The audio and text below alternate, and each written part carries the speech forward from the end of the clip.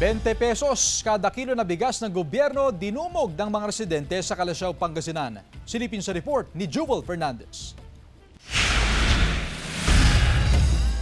Malaking tulong umano para kay Aling Susana ang pagbili niya ng 20 pesos kada kilo na bigas kanina sa Calasiao Sports Complex. Sa taas kasi ng presyo ng bigas sa merkado, malaking ginhawa umano ito, lalo na sa pagbabudget. Inilunsad kaninang umaga sa Calasiao, Pangasinan ang P20 BBM o benteng bigas meron na. Malaki ang may tutulong niya dahil nakabawasan po eh. Sa tingin nyo ba maganda naman yung quality? Maaari po siguro maganda kasi marami na hindi ba marami na pong nakakabili sa ibang lugar. Tiniyak naman ng National Food Authority ang kalidad ng bigas. Sinisigurado po namin na maganda ang quality ng bigas na lumalabas sa lahat ng aming mga warehouses.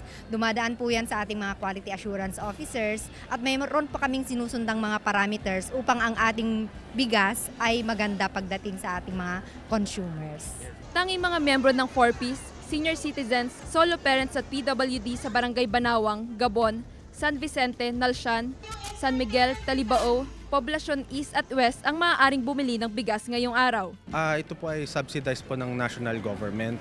Pag ito ay dumaan sa kadiwa ng Pangulo, fully subsidized po siya ng national government. Pag through LGU naman po, hati ang LGU at national government sa subsidy. Ito po ay isang suporta din po sa atin pong mga local rice farmers po. Dito po sa, hindi lang sa Calasiao, hindi lang sa Pangasinan, hindi lang po sa Region 1, kundi sa buong Pilipinas dahil ang programang ito po ay nationwide po nating ginagawa. Kasama si Ron Taniedo, Jewel Fernandez, One North Central Luzon.